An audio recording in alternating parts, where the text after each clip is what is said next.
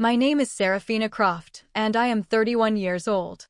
For the past 2 years, my home has been a small, wind-scoured research station perched on the edge of the Haida Gwaii archipelago in British Columbia. I am a marine biologist, and my days are dictated by the rhythm of the tides. I spend my hours in the hushed, cathedral-like silence of ancient kelp forests, charting the delicate dance of life beneath the waves, or in our small lab, poring over data that tells the story of a changing ocean. The work is isolating, demanding a quiet patience that I have come to cherish. It's a life I chose, a life that feels honest and purposeful. Out here, surrounded by the raw, untamed beauty of the Pacific Northwest, the world of concrete and deadlines feels a million miles away. Yet, sometimes, in the quiet moments between the ebb and flow of the tide, my mind drifts south to a small, cedar-shingled house in a town called Oakhaven, Washington. It's a house that my partner, Leo, and I designed together, a sanctuary we built with our own hands and hearts, a place meant to be our anchor in the world. I was supposed to be returning to it, to finally put down roots. But while I was charting the migration of gray whales, a different kind of current was pulling my family and my future into uncharted and dangerous waters. The story, as I pieced it together later from whispers and reluctant confessions, began on a crisp autumn afternoon. My younger sister, Isabel, arrived at our parents' home in Seattle, her arms laden with boutique shopping bags and her face painted with a carefully constructed expression of earnestness. "Mom, Dad," she'd announced, sinking into the familiar floral armchair in the living room. "Can we talk? It's about the wedding." She spoke of her vision, a tapestry woven from the glossy pages of bridal magazines. "It's just, everything costs more than Julian and I budgeted for," she explained, her voice a delicate blend of hope and anxiety. "The venue deposit alone was staggering. And I found this dress. It's perfect, but it's a couture piece. Then there's the catering. We want a farm-to-table experience for our guests, not just rubber chicken. And the floral arrangements, the string quartet for the ceremony. Oh, and our honeymoon.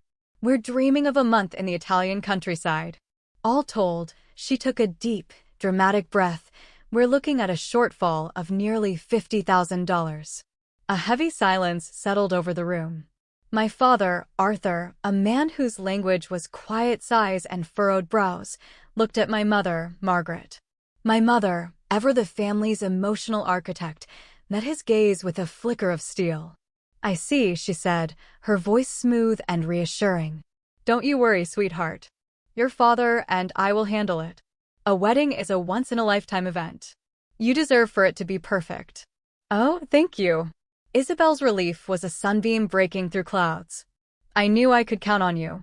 She gathered her things, kissed their cheeks, and departed, leaving the weight of her dreams behind for them to carry.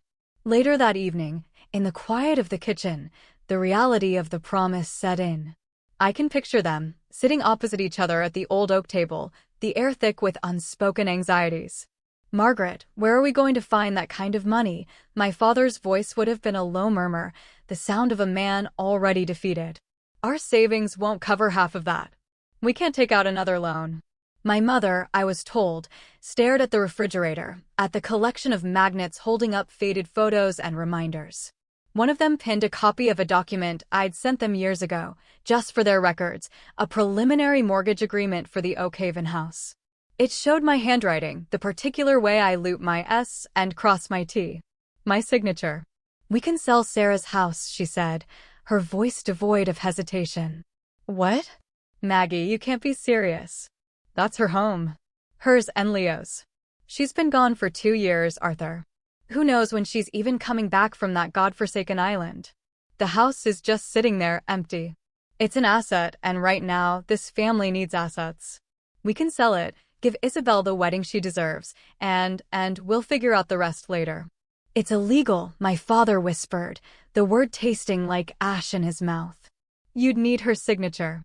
Leo's too." My mother rose and plucked the document from the fridge. "I have her signature right here. I'll scan it. I have a copy of her driver's license, too. I can make it look official. As for Leo, we'll just say Sarah is handling his part of the paperwork."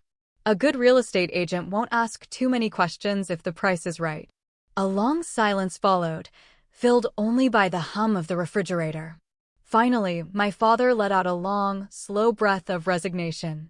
"It's for Isabel," he said, more to himself than to her. "Yes," my mother affirmed, her voice hardening with resolve. "It's for family." A few days later, she contacted a real estate agent she knew socially. She crafted a story about me being on a deep-sea research expedition with no reliable contact and claimed I had given her power of attorney via a satellite call. Using our home computer and scanner, she meticulously forged my signature onto a freshly printed sales agreement. The lie was polished, convincing, and delivered with the unshakable confidence of a mother who believed her actions were not a crime, but a sacrifice. The house was listed for a quick sale at $420,000. To them, they weren't committing fraud, they were securing their daughter's happiness, shoring up the foundations of the family. To me, they were taking a bulldozer to the foundation of my life. The discovery came on a Tuesday. The sea was calm, a sheet of hammered silver under a soft gray sky. I had just returned from a dive, the chill of the deep still clinging to my bones. Shedding my wetsuit, I sat in the common area of the station, a mug of hot tea warming my hands, and opened my laptop to check my emails.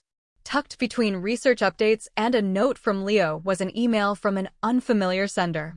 The subject line read, "Oakhaven property sale, final documentation required." My brow furrowed. I clicked it open.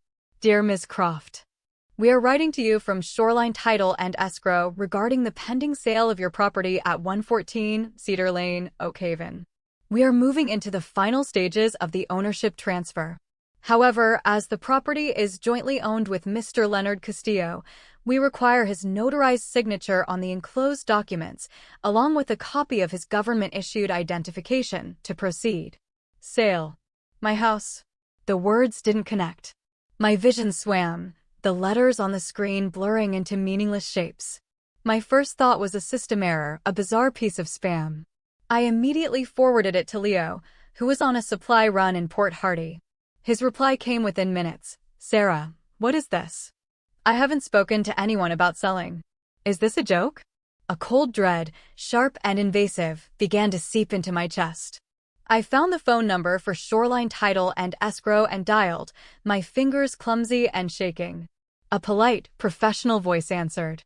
"Hello," I began, my own voice sounding thin and distant. "My name is Serafina Croft. I just received an email from you about a property sale in Oakhaven. There must be some mistake. One moment, Ms. Croft, let me pull up the file." I could hear the soft clicking of a keyboard. "Yes, here it is. 114 Cedar Lane. We have the sales agreement submitted here, signed by you." "Signed by me? That's impossible. I never signed anything." Who submitted this agreement?" There was a brief, hesitant pause on the other end of the line. "Let me see. According to our records, all documentation was provided by a Mrs. Margaret Croft and a Mr. Arthur Croft. I assume they're family." The world tilted on its axis. The warmth from the tea mug vanished, my hands turning to ice. My parents. The two people who were supposed to be my steadfast harbor in any storm. I felt a wave of nausea so profound I had to grip the edge of the table to steady myself. With a trembling hand, I ended the call and dialed my mother's number. She answered on the second ring, her voice bright and cheerful. "Sarah, honey. What a surprise. How are things up there?" I couldn't bring myself to exchange pleasantries. "Mom," I said, my voice dangerously level. "Did you try to sell my house?" The cheerful facade crumbled. A beat of silence, then a sigh of weary justification. "We had to, Sarah. It was for Isabel's wedding. You know how much this means to her, and you weren't here to help." "Help." The word came out as a strangled gasp. "You forged my signature. You went behind my back and tried to sell the home that Leo and I built. What were you thinking? We're a family, Sarah. Family helps each other. Isabel is your sister." She was facing such disappointment. Were we just supposed to stand by and watch her dream fall apart? Her voice began to rise, layered with a sense of righteous indignation. And then came the words, the casual, dismissive sentence that would echo in my heart for months to come. It's just a building, Sarah. Stop being so dramatic. In that moment, something inside me, a belief I had carried my whole life about the unconditional nature of family love, fractured.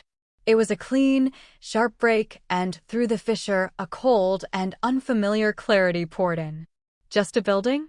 I repeated, my voice dropping to a whisper. The vibrant life I'd witnessed in the kelp forest that morning, the patient work, the years of saving, the shared dreams infused into every beam and floorboard of that house, all of it reduced to just a building. Do you have any idea what that house means to me? It's my future. It's the place I dream of when I'm 1,000 miles from home. It's my foundation. And you call it just a building? You need to face reality, she retorted, her tone sharp as glass. Family is supposed to be your priority. Instead of hiding away on that island playing with seaweed, maybe you should think about the people who are actually here, who actually need you. Her words were no longer the words of a mother. They were weapons, disguised in the language of love and obligation, designed to make me feel small, selfish, and guilty. The gentle, reflective person I had become in my quiet northern solitude felt a tremor from deep within, a dormant strength stirring to life. This was not about a building. This was about respect. It was about my life, my choices, my very identity, which she had just attempted to sign away for the price of a designer wedding dress. I ended the call, my hand hovering over the phone. I took a deep, shuddering breath, filling my lungs with the clean, salt-scented air. My life was not a resource to be plundered for someone else's convenience. My future was not a line item on my sister's wedding budget. I would not let this stand. For the first time, I understood what it meant to draw a boundary not in the sand, but in solid rock. I had to fight back, not for the house, but for myself. My hands were still shaking as I called Leo again. He picked up immediately. Sarah? What's going on? Is everything okay? Leo, I said, the words tumbling out in a rush. It was my parents. They forged my signature. They're trying to sell the house to pay for Isabel's wedding. I recounted the whole surreal, sickening story. On the other end of the line, there was a heavy silence. I could picture him standing by his truck, the rugged coastline of Vancouver Island behind him, his face a mask of disbelief and anger. When he finally spoke, his voice was a low, steady anchor in my swirling chaos. Okay, he said, the single word cutting through my panic. Okay, Sarah. We can fix this. The title hasn't transferred. My name is on it, too. They can't complete a sale without both of our notarized signatures. They forged yours, but they never even tried to get mine. If I object, the whole thing grinds to a halt. We can stop this. I'm with you. A single, profound wave of relief washed over me, the first I had felt all day. The knowledge that I wasn't alone, that Leo stood beside me without hesitation, was like a light being switched on in a dark room. It gave me the strength to take the next step. Following Leo's advice, I immediately drafted a formal, legally worded email to the title company. I stated, in no uncertain terms, that I did not consent to the sale, that the signature on the documents was a forgery, and that any attempt to proceed with the transfer would be considered fraudulent. I attached a copy of my passport and a freshly signed document with a witness from the research station to verify my current signature. Leo did the same, sending a notarized affidavit from Port Hardy, formally objecting to the sale. The legal gears were set in motion. Word, as it always does in families, traveled fast. My mother's response was a fusillade of phone calls and text messages that lit up my phone at all hours. During my short breaks from the lab, I would find a log of missed calls and a screen full of vitriolic messages. What have you done, Sarah? You've ruined everything. This was supposed to be a happy time for our family, and you've turned it into a nightmare. How could you be so selfish? To destroy your own sister's happiness over a piece of property? Each message was a blow, a calculated attempt to reframe me as the villain of the story. When I refused to answer her calls, my father began to message me as well, his tone one of deep, paternal disappointment. We are so let down, Sarah. We never thought you would turn on your family like this. Their campaign of guilt wasn't confined to private messages. A cousin, with whom I'd always been close, called me a few days later, her voice laced with concern. Sarah, what's going on? Your mom has been telling everyone that that you're not well. She's saying the isolation has made you emotionally unstable and you're not making rational decisions. My blood ran cold. They weren't just trying to shame me, they were actively trying to discredit me, to paint my legitimate defense of my property as a symptom of mental instability. My father, the quiet enabler, did nothing to stop it. In fact, my cousin confirmed he was telling his side of the family that things are falling apart because Sarah refused to support Isabel's wedding. They were weaving a narrative where their crime was a desperate act of love, and my reaction was an act of malicious sabotage. The most painful part, however, was Isabel's role in the drama. Fed a steady diet of my parents' twisted version of events, Sarah was always jealous of you. She never wanted you to be happy. She's trying to punish us all by destroying your wedding. She embraced the role of the tragic bride. Her social media became a stage for her perceived martyrdom. She posted artfully sad-looking selfies, her eyes glistening with unshed tears. The captions were a masterclass in passive aggression. When the person you should be able to count on most is the one who hurts you deepest. #wedding heartbreak, #betrayed by my sister.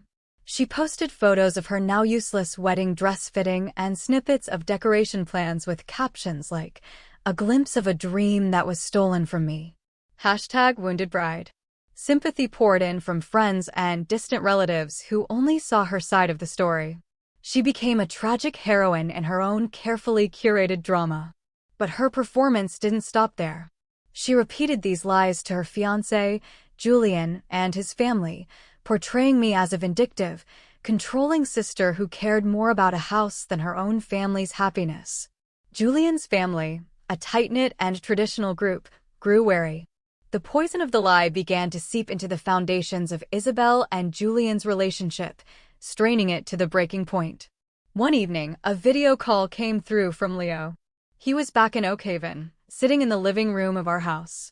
The sight of the familiar Douglas fir beams and the stone fireplace we'd built together made my heart ache with a fierce, protective love. "Sarah," he said, his expression grim. "It's over. Isabel and Julian, they called off the engagement." I stared at him, speechless. "What? Why?"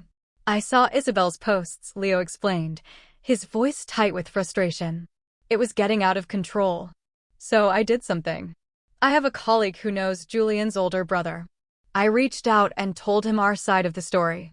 I told him everything, the forged signature, the attempted fraud, the way your parents tried to sell our home out from under us. I told him we had the emails, the documents, all the proof." Leo's voice was steady, but I could hear the anger simmering beneath it. Julian, to his credit, didn't just take my word for it. He hired a private investigator. It didn't take long. The investigator uncovered the falsified documents, confirmed the timeline with the real estate agent, everything. When Julian and his parents saw the proof, that your parents had committed a felony and then tried to blame you for it, his mother said, "We cannot marry our son into a family with this level of deceit." They pulled the plug. I sank back into my chair, the news settling like a stone in my stomach. Isabel, in her desperate bid for sympathy, had inadvertently exposed the very lies she was trying to spread. The illusion she had so carefully constructed had shattered under the weight of its own falsehood. I felt no triumph, only a deep, hollow sadness for the mess my family had created. With the engagement canceled, Isabel's world imploded. The non-refundable deposits for the grand venue, the caterer, the floral designer, the photographer, and the honeymoon in Tuscany were all lost. Invoices for cancellation fees began to arrive, a mountain of debt with no wedding and no influx of cash from our house to pay for it. The smiling, martyred bride vanished from social media. Her final post was a brief, stark message: "I am taking a break to deal with personal matters." Then, her account went private. A week later, the official letter arrived from Shoreline Title and Escrow. In light of the formal non-consent submitted by co-owner Leonard Castillo and the dispute of signature from co-owner Serafina Croft, the sale of 114 Cedar Lane is hereby terminated. The sale was officially dead. The $420,000 my parents had been counting on was a ghost, a mirage that had vanished, leaving behind a trail of destruction. For me, it was a moment of profound relief. I had saved my home, but the fight, I would soon learn, was far from over. The phone call came that night. It was my mother, her voice not sorrowful, but seething with a rage that crackled through the receiver. "We trusted you," she screamed, foregoing any greeting. "We used your name because we had no other choice, and we never dreamed you would actively interfere." "Because you had to?" I replied, my own voice eerily calm. The emotional storm had passed, leaving behind a chilling quiet. "So you had the right to forge legal documents in my name? You were on your island, miles away. I didn't think you would even notice the details. I thought it would all be done and sorted by the time you bothered to come home. So, because I wasn't there to watch you, you thought you could get away with it? Is that what this family is, Mom? A group of people who take what they want from the ones who aren't looking." There was a pause, and then my father's voice, heavy and gruff, came on the line. "Margaret, that's enough. Sarah, listen. If we had known this would happen, we would have done things differently. What you did is a crime," I said, the words clear and hard as diamonds. "It's fraud. And you did it while hiding behind the word family. You don't get to rewrite my life to suit your needs." Then my mother said something so astoundingly audacious it left me breathless. "We were the ones who were tricked," she insisted. And true to her word, she went to the local police precinct and filed a report. She claimed that an unknown imposter, maliciously using her daughter's name and identity, had contacted the title company to sabotage a legitimate property sale she had been authorized to oversee. When Leo called to tell me, I felt the last thread of hope for a simple resolution snap. My own mother was trying to frame me as a criminal to cover her own tracks. She was willing to sacrifice me to save herself. That was the moment my sorrow crystallized into resolve. "Leo," I said, my voice shaking with a cold, clear anger. "She reported me to the police. She's claiming I'm the fraud." A long, weary sigh came from his end. "I can't believe it," he said softly. "Actually, no. At this point, I can believe it. Sarah, we can't let this go." "I know," I whispered. "They nearly stole our home. They used our family as a shield for their lies. And now they're trying to turn me into the criminal. I can't be silent anymore." "Then we take legal action," Leo said, his voice firm, unwavering. It was not a question, but a statement of fact. What they did is textbook. Forgery of legal documents, attempted fraud, and now filing a false police report. This isn't just about you anymore, Sarah. They put my name, our shared asset, at the center of their scheme. This is our fight now. "Thank you, Leo," I whispered, tears finally pricking my eyes. Not tears of sadness, but of gratitude. I was thinking that was the only path left. "Honestly," he confessed, "I felt helpless watching you go through this. You've been so strong, trying to handle it with grace. But grace has its limits. It's time to fight back with facts and the law. We have the evidence. The emails, the documents, your mother's own police report. Let's hire a lawyer. Let's press charges." Knowing he was ready to stand with me in that fire gave me the final surge of courage I needed. That night, under the brilliant, unpolluted canopy of the northern stars, I began methodically gathering every piece of evidence. Working with Leo, we compiled a dossier of deception, the forged sales agreement, the emails from the title company, my sworn affidavit, and a copy of the outrageous police report my mother had filed. We sent everything to a reputable lawyer in Seattle. A few weeks later, the wheels of justice, slow but inexorable, began to turn. The prosecutor's office, after reviewing the evidence, formally charged my parents, Margaret and Arthur Croft, with attempted grand larceny by false pretense, forgery of a legal instrument, and filing a false police report. It was done. I had crossed the Rubicon. My phone rang. My mother's name on the screen. I took a breath and answered. "Are you out of your mind?" she shrieked. "Suing your own parents? What kind of monster are you?" "The kind of monster who doesn't like her identity stolen and her life dismantled," I said quietly. "It was for Isabel, your sister. Her wedding is ruined, her engagement is over, she's heartbroken. Don't you feel any pity? So my life was the price you were willing to pay to soothe her heartbreak? A price you decided on without ever consulting me." My father's voice cut in, thick with false reason. You're being cold, Sarah. This could have all been solved with a family conversation. Think about the shame you are bringing on this family. A conversation? I laughed, a short, bitter sound. You had every opportunity for a conversation before you forged my name on a contract. You didn't want a conversation.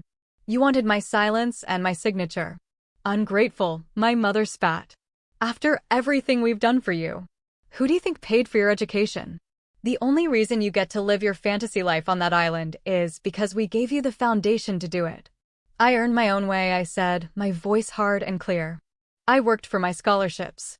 I paid my own student loans. I built this life with my own 2 hands. You have no right to claim it as your own creation.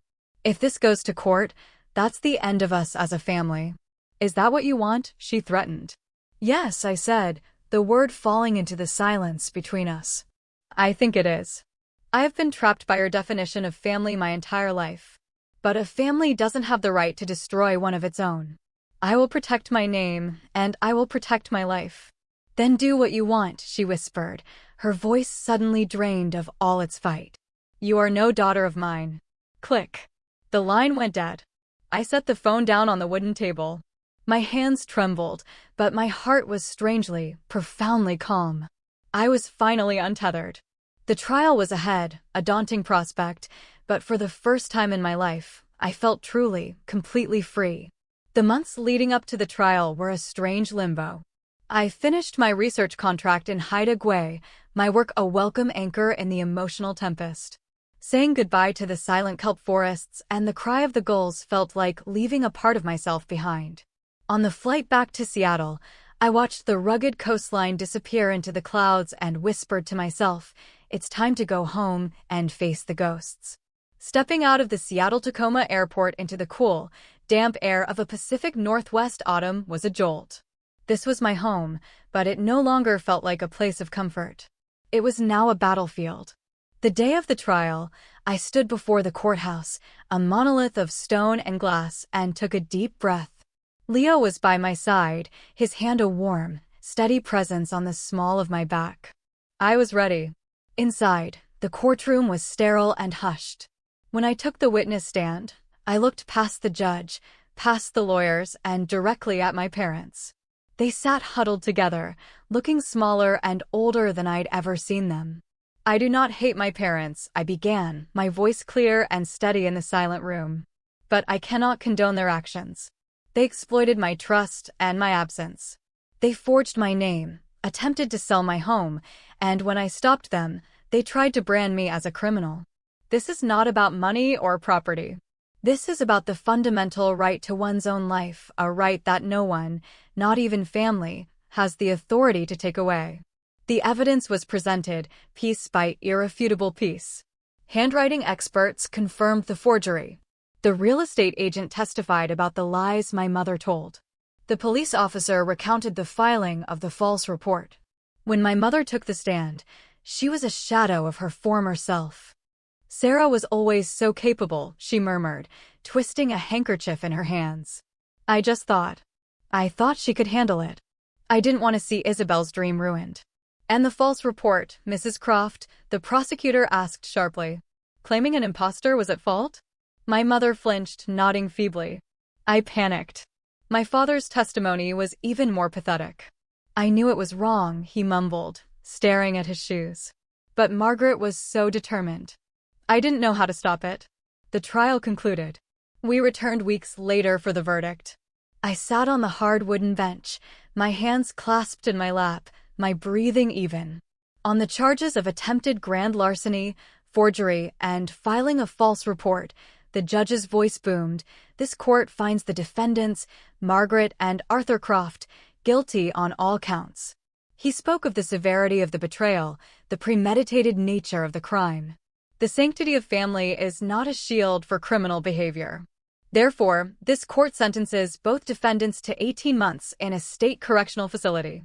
My mother let out a strangled sob. My father sat frozen, his face ashen. I felt a pang, not of pity or guilt, but of a deep, aching sorrow for the family we could have been. It was finally, truly over. Leaving the courthouse, I breathed in the crisp autumn air. It tasted like freedom. A few weeks later, I received a message from Isabel. We agreed to meet at a quiet coffee shop overlooking Puget Sound. She looked tired, thinner, but her eyes were clear for the first time in a long time. "I'm so sorry, Sarah," she said, her voice barely a whisper. "I was so wrapped up in my own fantasy that I let them convince me you were the enemy. I never knew they were trying to sell your house. I just thought they'd figured something out. I was selfish and I was cruel, and I am so sorry for what I did to you online." I looked at my sister, truly looked at her, and saw not a villain, but a young woman who had been a pawn in our parents' desperate game. "I know, Isabel," I said softly. "If you understand that now, it's enough. You need to find your own way now. Live your own life." She nodded, a single tear tracing a path down her cheek. She told me she was working 2 jobs to pay off the wedding debts and had moved into a small apartment on her own. For the first time, I saw a flicker of the strong woman she could become. My life slowly found its new normal. Leo and I moved back into the Oakhaven house. We lit a fire in the hearth, reclaiming the space with our presence. One afternoon, a letter arrived, forwarded from my lawyer. The postmark was from a state correctional facility. It was from my mother. "Dear Sarah," it began. "There are no words to undo the harm I have caused. Here, I have started a program in cognitive behavioral therapy. It is forcing me to look at the person I became, a person who saw her children not as individuals, but as extensions of her own fears and ambitions. I tried to control you, and when I couldn't, I tried to erase you. I do not ask for your forgiveness. I don't deserve it. I only want to offer my profound and long overdue apology. I am sorry." I read the letter twice, my heart still. There were no tears, just a quiet sense that a tightly wound spring inside me had finally, gently, come loose. A similar letter from my father arrived a week later, filled with his own halting admissions of weakness and regret. I haven't written back yet. Forgiveness is a complex landscape, and I am not ready to travel it. But the burning anger has cooled to embers. The hatred is gone, replaced by a quiet, spacious peace. Today, life is simple and good. Leo and I drink coffee on our porch in the mornings, watching the mist burn off the cedar trees. We walk on the beach at dusk. Our home, the one we fought for, is no longer just a building. It is a testament to resilience. It is a sanctuary earned. I am no longer bound by a toxic definition of family. I took back my name, my home, and my future. This afternoon, I sat down at my desk, looked out the window at the life I have chosen, and began to write a reply. It is not a letter of forgiveness, nor is it one of forgetting. It is simply a letter that says, I am moving on. This is my life, my choice, and this next chapter is mine and mine alone to write.